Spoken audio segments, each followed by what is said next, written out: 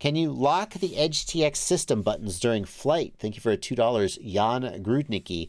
I don't think there's any way in Edge TX to lock like the sys or the menu buttons. I'm not sure. I don't think so. I don't know that there's any way to do that, period. So then you could, like, you could theoretically lock yourself out of your radio. Lotus, thank you for a $5 super chat. I'm very new to the space and I love your stuff. Well, thank you. It means a lot. I appreciate it. My first drone comes in soon. Should I go with Caddx Vista 03 or another? I have to say, if someone was buying today, starting from scratch, the choice of Vista or 03, I think that probably 03 is the way to go, especially if you're going to buy bind and fly drones. There are fewer and fewer bind and fly drones with the Vista in them, more and more with the 03. Personally, I think that the Vista is in some ways preferable to the 03. But regardless, I think most people who kind of want to go with the flow and make their lives easier would do better to buy the 03. You could certainly consider whether you want to get Walksnail HD0 or, God forbid, analog. I'm joking, analog users. Please don't take that seriously and then go to the comments and I knew it. Bardwell hates analog. Just joking.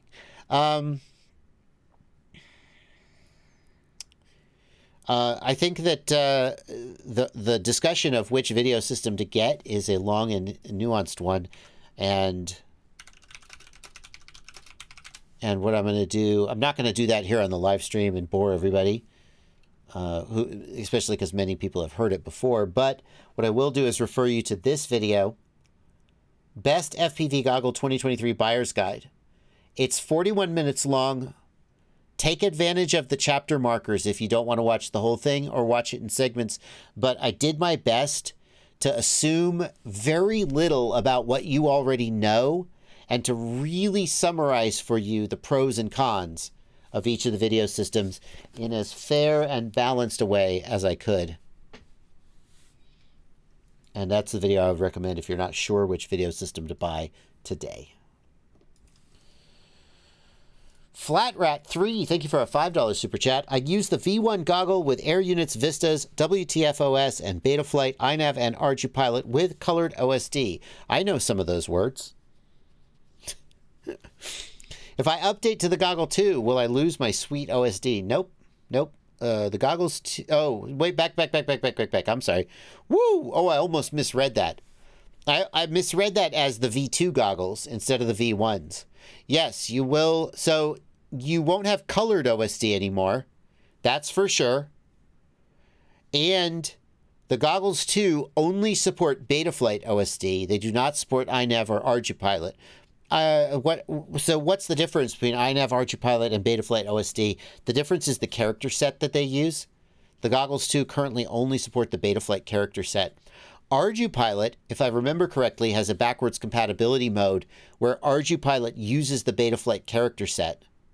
However, some characters that ArduPilot has that Betaflight doesn't, people really miss. I don't know what they are, but like ArduPilot has some characters in its OSD that Betaflight doesn't, and you lose those, which is annoying. iNav, I don't think iNav has implemented a compatibility mode because Pavel Spakowski, the main iNav dev, I think, if I could summarize his attitude, and I may be wrong, but I think his attitude is, shut up, do it right. I'm not going to compromise.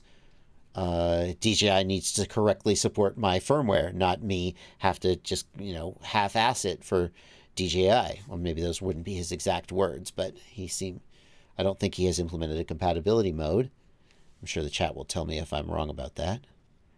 And so you will get OSD in Betaflight and ArduPilot, but you won't get the full ArduPilot OSD. You won't get color. And in iNav, I think it just plain doesn't work. So I think in your situation, you're better off sticking with the V1s.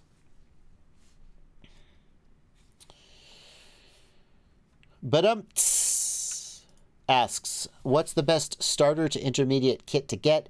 Then just upgrade to a proper build with the DJI system. Don't want the best analog or the cheapest.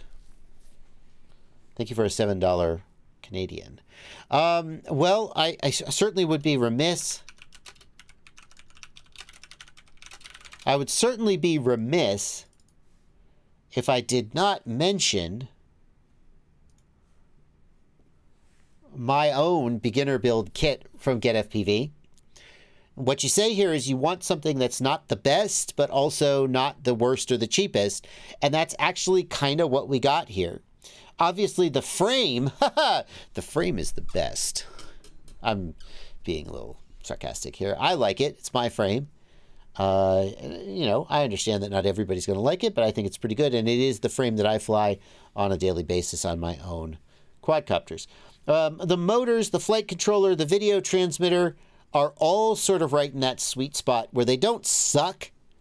So they're not the cheapest, but they're not the most expensive either. And the beauty of this is you get to build it yourself.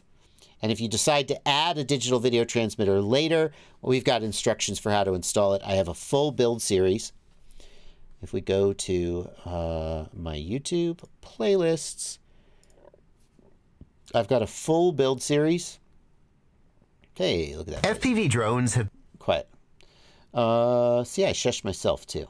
I've got a full build series that takes you through the entire process of building the quadcopter all the way to your very first flight. And it is, in my opinion, and I say this with all the humility I can muster while still saying this, it is, in my opinion, the best way to learn how to build a quadcopter and the best way to dive into the waters of FPV, because there's so much to learn that you can't, it's so hard to just know where to start. And the nice thing about this is you not only build a quadcopter, but you install Betaflight, you configure the flight controller. It takes you through all the basic things you have to do to get in the air, and then you're in the air at the end of it. And then you can sort of take it from there. So the only downside is you're in Canada.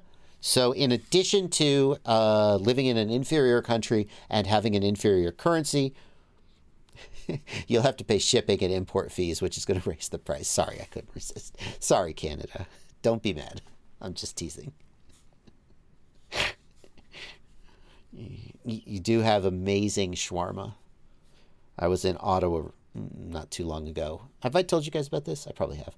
I was in Ottawa not too long ago, and I went to Shawarma Prince, and it was so good. It was so good. And here's the thing. Ever since I went to Shawarma, and I don't know, is Shawarma Prince, Canadians, is Shawarma Prince a good shawarma restaurant? Maybe you'll be like, nah, Shawarma Prince is terrible. It was so good to me. Maybe there's better. I went back home, and I started looking for shawarma places. And it's not the same. If my shawarma isn't given to me by a Lebanese guy who says, "You want the spicy garlic on that, my friend?" I apologize to Lebanese people for ruining your accent. If it's not given to me by an excessively friendly Lebanese man, then it's not the same.